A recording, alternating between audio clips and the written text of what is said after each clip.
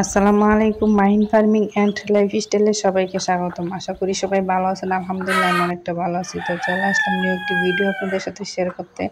আজকে আমাদের খামারে নতুন অতিথি আসছে। তো এইখানে দেখতেছেন অনেকটা কষ্টকর বিষয় হচ্ছে। আমি 16টি ফার্মি মুরগির ডিম দিয়ে একটি দেশি মুরগি পুষে বসিয়েছিলাম বাচ্চা ফোটানোর জন্য। ফার্মি মুরগির ডিমের সাথে মনে হয় একটি দেশি মুরগির ডিম ছিল, তার জন্য একটি দেশি মুরগির বাচ্চা ফুটে গেছে আর বাকিগুলো হচ্ছে ফার্মি মুরগির বাচ্চা।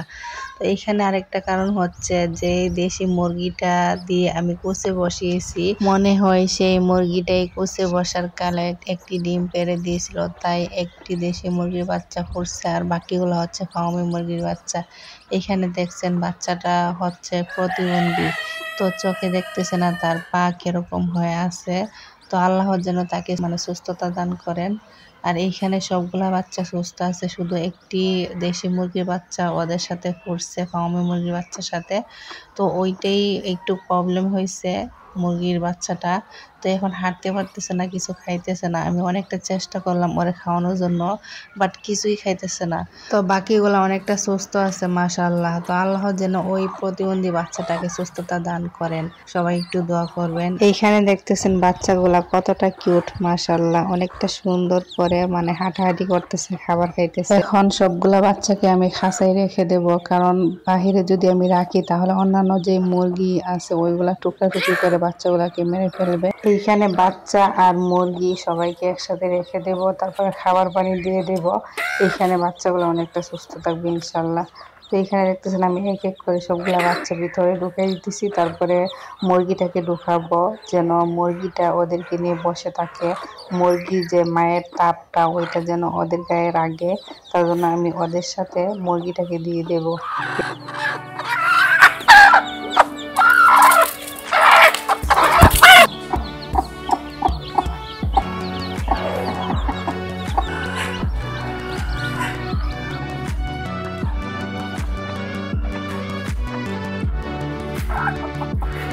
সুস্থ বাচ্চাটি এখানে বসে আছে, সবাই খাবার খাচ্ছে, সে খাবার খেতে পারতেছে না, ঠিক করে দাঁড়াইতেও পারতেছে না, উল্টে পাল্টে পড়ে যাচ্ছে বারবার। তো অনেকটা মায়া হচ্ছে ওর জন্য, আল্লাহ যেন ওরে সুস্থ করে দেয়। তো সবাই দোয়া করবেন, আমিন।